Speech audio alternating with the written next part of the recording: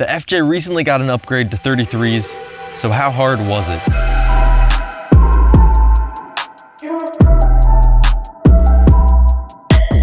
I'm gonna put it out there right from the start, I am not an expert when it comes to tires. Now I recently had some experience with my Baja and also this thing, but in order to get there, I've done a lot of research on what I needed to do. And I'm gonna put some links in the description of videos that I watched that really helped me decide what I wanted to do with the FJ. They're super helpful videos and I'd recommend you'd watch them if you're interested in upgrading to 33s, 35s, 37s, 40s if you're into that, I don't know.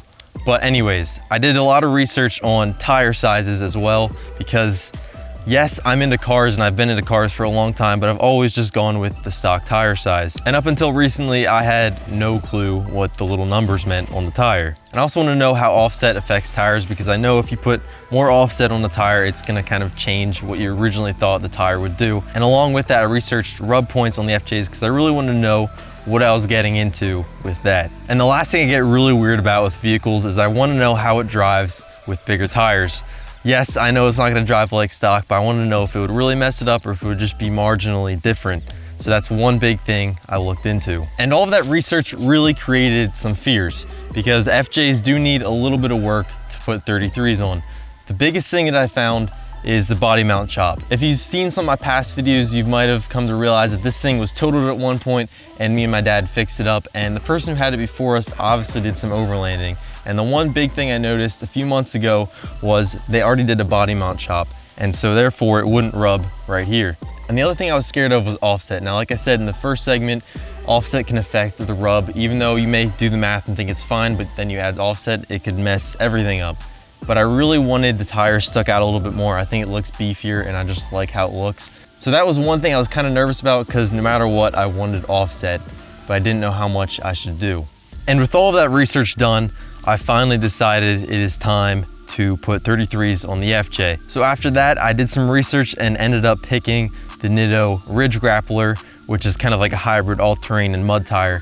And I think it was the right choice. And if you haven't noticed already, they are new rims as well. They're Vision rims and I actually really like them. So I think they should be a solid choice. But anyways, once they arrived, I pulled into the shop, jacked it up, took all the tires off and finally got to mounting the new tires. And obviously I'm not gonna show the whole process because you probably already know how to, mount tires. So it's not that big of a deal. But if you don't, you should go learn that.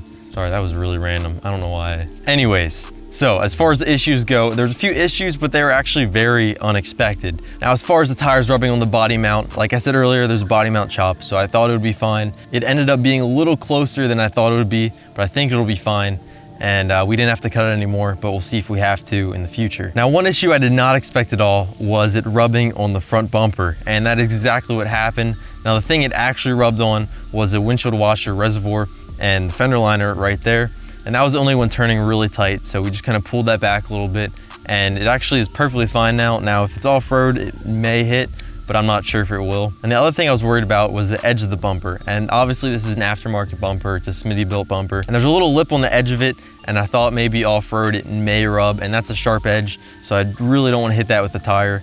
So that kind of got chopped. But other than that, there's really no other issues that we can see right now. Now, would I recommend doing this? 100%, I would say yes.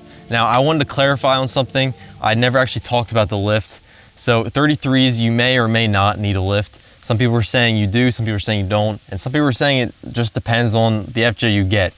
But this thing already had a 2-inch lift in the front, 2-inch lift in the back. So that wasn't an issue, it fit them fine. But going back to why I think that this is a really smart idea, first of all, it gives you a little bit of ground clearance.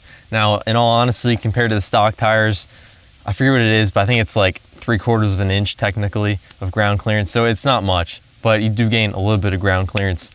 And my favorite thing is it just looks beefier. It looks a lot better in my opinion with bigger tires, beefier tires, spaced out a little bit. So I do think that it is a smart idea if you're into it. All right, so I want to hear what you guys have done if you have 33s, or even just I want to hear what tire sizes you have and what you did to get them.